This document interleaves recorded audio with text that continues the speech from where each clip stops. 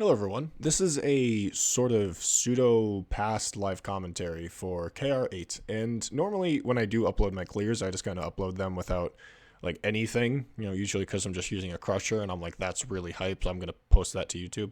So, I thought this kind of content would be new and interesting, where I just kind of show a clear, whether it's no gotcha, whether it's just me screwing around, and kind of commentate over it to go through my thought process. Because even though it is like funny meme using quote unquote bad operators, like there is a lot of cool stuff to talk about, and I think having this kind of insight is cool for those who want to learn about it, and it's also just more entertaining than just uploading the clear itself. And this preamble part is probably not that, so let's just jump into the clear. The stage starts out with Myrtle. That's it. I had, at some point, up to 3 vanguards trying to do this clear, but I managed to optimize them out into operators that are more effective for Poncho's second phase. The start is Estelle and Winflet, because Winflet's important for a reason that you will see, and Estelle is important for another reason that you will see. It is just good that they're capable of dealing with these beginning waves. And then I go into Wormy off of, on this side to hold this bottom lane. Eventually I'm going to be supporting her with Kuora, and I'm going to be using Sidoroka to duel Poncho. But the main purpose for Wormy, I guess I could talk more about Wormy when it actually shows up. Sidoroka here is to duel Poncho, and weirdly enough, the biggest upside that that Sidoroka has is the fact that she doesn't do that much damage, because the kites that Poncho summons are on a fixed interval, and I want to be able to deal with all of the kites, especially on challenge mode where they're super buffed, before I go into the second phase.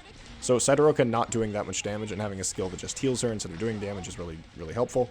And as you can see right here, this is why I brought Wormy for her S2. Her S2, when it's overcharged, can attack up to 3 targets at once, which means that it not only hits the dock worker, but it hits the kite. Because using an operator like Click, using an operator, I even tried like Connie Palat or Diamante for their multi-target stuff. It's not enough, because even with 2 targets, they end up getting distracted with the enemies that get spawned on the lanes. And so I needed Wormy because she hits 3 targets, and she does a pretty good amount of damage too. And having Winflet support her, I mastery 3'd his S2, so it's going to be a lot more damage. I'm putting Cold Shot up on top, in the top right, to deal with the kites that summon on the right, and then Caper is on the left to deal with the kites that summon on the left. And I know when to retreat both of them, because I need Cold Shot for the second phase. I don't need Caper, but I need the deployment slots, obviously.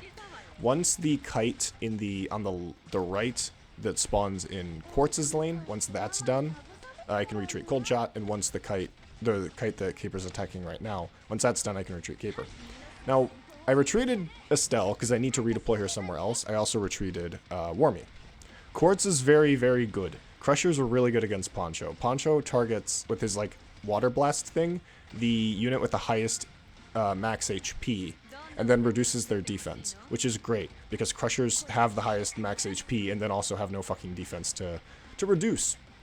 And obviously when a Crusher is dueling, a boss, that's a good part of what they excel at. I had to retreat Wormy though. I'm going to redeploy her in the exact same spot, but I had to retreat her because otherwise Poncho would walk up right here and just kill her.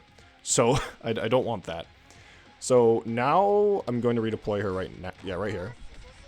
And I need to make sure that Winflet stays alive, because he's not Quartz. He doesn't have a bajillion HP. But I need him for his S2 and his devices to make sure that Wormy can deal with the dock workers. I'm also waiting right now for Cold Shot to come off cooldown, so I can deploy her in the same lane that Quartz is in right now to help deal some extra damage to Poncho. But mainly, it's the stupid Tidecasters. These are the most annoying enemies in this stage, are the Tidecasters, because they just do so much fucking damage on the corrosion, and the splash damage they deal is just insane. And right here you can see why I had to redeploy Estelle.